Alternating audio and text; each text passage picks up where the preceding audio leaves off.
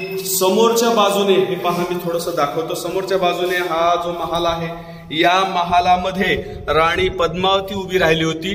तिचं प्रतिबिंब या सर्व हे आपल्याला जो तलाव आहे, या तलावामधल्या पाण्यामध्ये तिचं प्रतिबिंब पडलं आणि ते प्रतिबिंब पुन्हा मधील आरशामध्ये पडलं आणि या आरशात अल्लाउद्दीननं राणी पद्मावतीचं चित्र किंवा प्रतिमा पाहिली आणि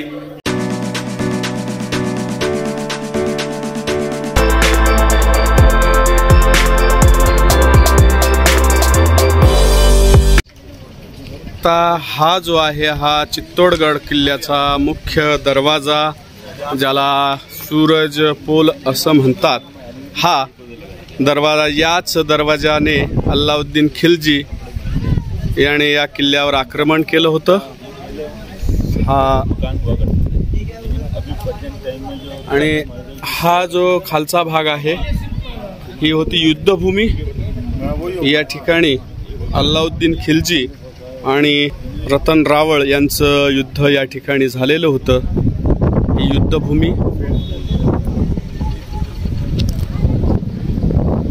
इथेच अल्लाउद्दीन खिलजी ठाण मांडून बसला होता की मला पद्मावती राणीचा चेहरा पाहायचा आहे आणि मी पद्मावती राणीचा चेहरा पाहिल्याशिवाय इथून जाणार नाही, नाहीतर माझ्याशी युद्ध करण्यासाठी तयार राहा। त्याची सेना भरपूर होती, सैन्य अतिशय जास्त असल्यामुळे शेवटी नाविलाजाने राणी पद्मावतीला आपला चेहरा अल्लाउद्दीन खिलजीला दाखवावा लागला। तर ज्या दरवाजाने अल्लाउद्दीन खिलजी आतमध्ये पाहुणा म्हणून गेला होता, या दरवाजातून, तो हा दरवाजा आहे, सूरज पोल। आता मी आलेलो आहे ते ठिकाण आहे ज्या ठिकाणी अल्लाउद्दीन खिलजीने राणी पद्मावतीचा चेहरा पाहिला होता। ते हे ठिकाण आहे। या ठिकाणी त्याच्याविषयीचा थोडासा इतिहास मी तुम्हाला सांगतो की अल्लाउद्दीन खिलजी ज्यावेळी चित्तोड या ठिकाणी आला होता, त्यावेळी त्याने या संपूर्ण किल्ल्याला वेढा घातला होता। एकतर माझ्याशी युद्ध करा किंवा राणी पद्मावतीचा चेहरा मला पाहू द्या, असं त्याचं म्हणणं होतं। 6 महिने हा वेढा त्याने घालून ठेवला होता आणि शेवटी राणी पद्मावती राजा रतनसिंग रावल यांना म्हणाली की मी तयार आहे, परंतु माझी एक अट आहे, अल्लाउद्दीन खिलजीच्या मी समोर जाणार नाही। अल्लाउद्दीन खिलजीला माझा चेहरा मी दाखवेन, परंतु त्यासाठी एक अट आहे की तो माझा चेहरा पाण्यातून आरशात पाहिल। अशा प्रकारची रचना या ठिकाणी आहे। या ठिकाणी आता चला मी आपल्याला दाखवतो ते ठिकाण ज्या ठिकाणी आरशामध्ये राणी पद्मावतीचा चेहरा अल्लाउद्दीनने पाहिला होता। या ठिकाणून आपल्याला मध्ये जायचं आहे।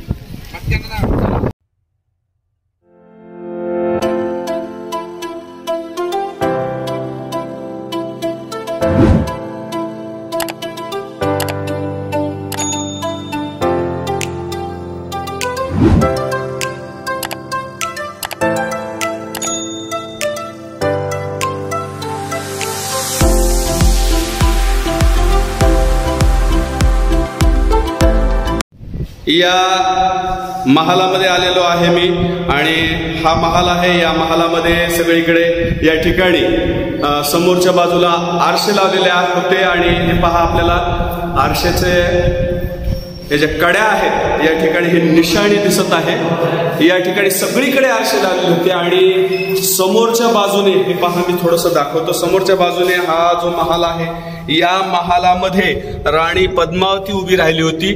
तिचं प्रतिबिंब या सर्व हे आपल्याला जो तलाव आहे, या तलावामधल्या पाण्यामध्ये तिचं प्रतिबिंब पडलं आणि ते प्रतिबिंब पुन्हा मधील आरशामध्ये पडलं आणि या आरशात अल्लाउद्दीननं राणी पद्मावतीचं चित्र किंवा प्रतिमा पाहिली आणि ती प्रतिमा पाहिल्यानंतर तो तात्पुरत्या स्वरूपामध्ये इथून निघून गेला आणि काही दिवसांनी परत अल्लाउद्दीन खिलजी या ठिकाणी आला आणि त्याने पुन्हा आक्रमण केलं आणि आक्रमण केल्यानंतर आपल्याला माहित आहे शेवटी राणी पद्मावतीला जोहर करावा लागला, जो तिने सामूहिक जोहर केला आणि तो इतिहासामध्ये अतिशय प्रसिद्ध असा जोहर आहे। ये सेनापति का महल आता है रामपुरा भानपुरा।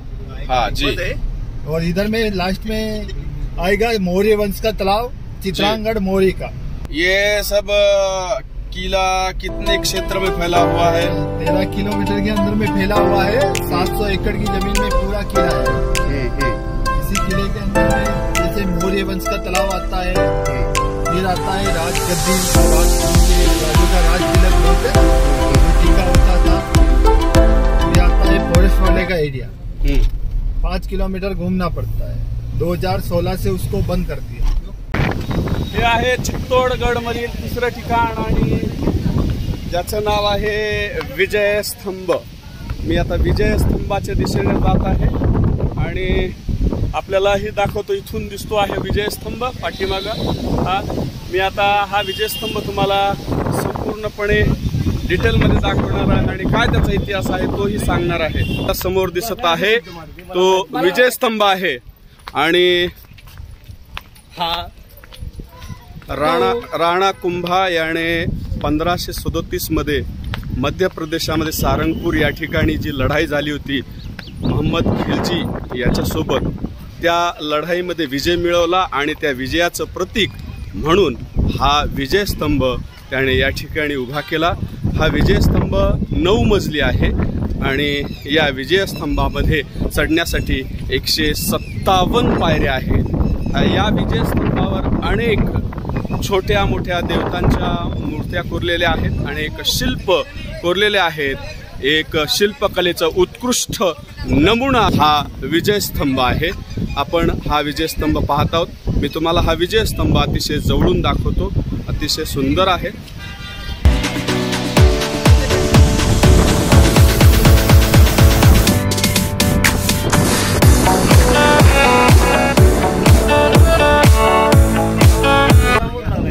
तसं तर पूर्वी या विजय स्तंभाच्या आतमधील ज्या 157 पायऱ्या आहेत, या विजय स्तंभाच्या शेवटपर्यंत आपण जाऊ शकत होतो, परंतु मागच्या कोरोनापासून या मधला हा जो भाग आहे जायचा वरती जायचा तो बंद केलेला आहे। त्यामुळे आतमध्ये एंट्री आपल्याला नाहीये। एंट्री कशामुळे बंद केली, काही कारण?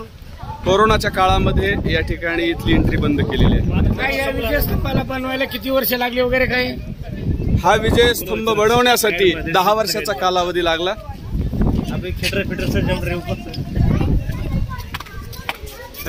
आणि आपल्याला विजय स्तंभाच्या बाजूलाच जे ठिकाण आहे ते मी तुम्हाला दाखवतो। या ठिकाणाला सामूहिक जोहर स्थली असं म्हणतात। हे मैदान जे दिसत आहे हे मैदान म्हणजे सामूहिक जोहर स्थळ, ज्याला आपण मराठीमध्ये सती स्थळ असं म्हणूया। की या ठिकाणी राणी कर्मावती यांनी 13,000 दाशा समवेत या ठिकाणी यज्ञकुंडात आहुती दिली होती असं हे ठिकाण आहे।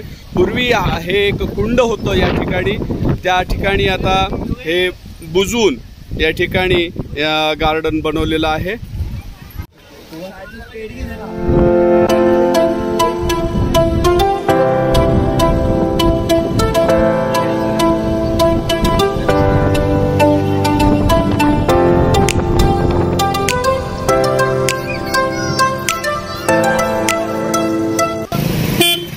चित्तोडगड हे भक्ती, शक्ती आणि त्यागाचं प्रतीक आहे। आणि आता आपण हा कुंभामहल पाहिल्यानंतर आपल्याला भक्तीचं प्रतीक असलेलं संत मीराबाईचं जे मंदिर आहे या मंदिराला भेट देण्यासाठी जायचं आहे। संत मीराबाई यांचं या ठिकाणी चित्तोडगडावर मंदिर आहे, ते मंदिर आपल्याला पाहायचं आहे आणि मीराबाईच्या बाबतीत थोडीशी माहितीसुद्धा त्या मंदिराच्या बाबतीत आपल्याला घ्यायची आहे। तर आता आपण जात आहोत संत मीराबाई या ठिकाणाला। मी आता येऊन पोहोचलेलो आहे संत मीराबाई यांचं मंदिर। आता या मंदिरात प्रवेश करायचा आहे। संत मीराबाई यांच्याबद्दल थोडक्यात सांगायचं म्हटलं तर हे संत मीराबाई यांचं सासर आहे आणि या ठिकाणी मीराबाई 12 वर्ष राहिल्या होत्या। सन 1515 मध्ये मीराबाई या ठिकाणी आल्या होत्या। तसं तर मीराबाईचं जन्म ठिकाण हे मेडता आहे। मेडता राजस्थानमधीलच एक ठिकाण आहे या ठिकाणी मीराबाईचा जन्म झाला होता, परंतु इसवी सन 1515 मध्ये राणा संग यांचा मुलगा जो भोज राजा आहे याच्याशी संत मीराबाई यांचा विवाह झाला आणि या ठिकाणी मीराबाई आल्या आणि आल्यानंतर त्या या किल्ल्यामध्ये 15 वर्ष राहिल्या. 15 वर्षामध्ये फक्त आणि फक्त भक्तीमध्ये त्यांचं मन लागलेलं असायचं. नेहमी श्रीकृष्णाच्या भक्तीमध्ये रममान असणाऱ्या संत मीराबाईला श्रीकृष्णाशिवाय दुसरं काहीही ध्यान नसायचं.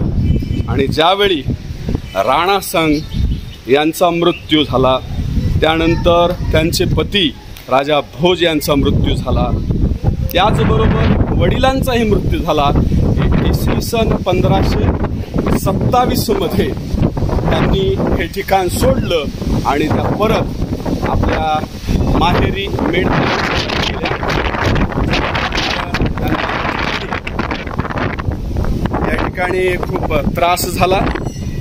आपल्याला माहिती आहे इतिहासामध्ये की मीराबाईंना विषपान करवण्यात आलं होतं आणि त्याबद्दल अनेक भजनं सुद्धा प्रसिद्ध आहेत की विषाचा प्याला हसत हसत पिला गेला. हे समोर जे दिसत आहे ते हेच आहे मीराबाई यांचं मंदिर.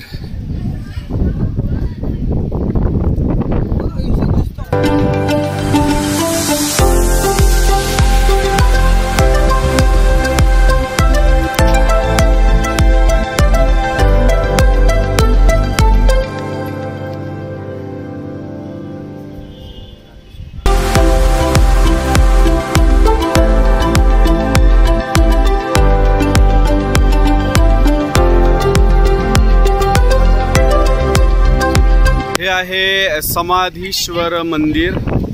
राजा भोज याने या समाधीश्वर मंदिराचं निर्मिती केलेली आहे आणि हे समाधीश्वर म्हणजे महादेवाचं मंदिर आहे.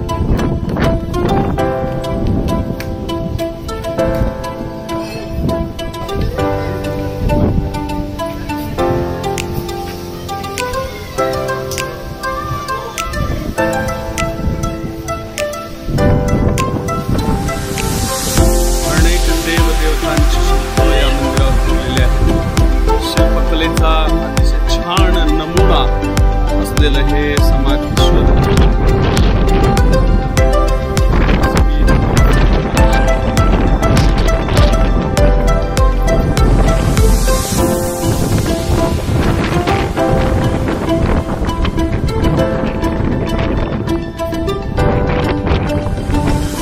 त्या बाजूला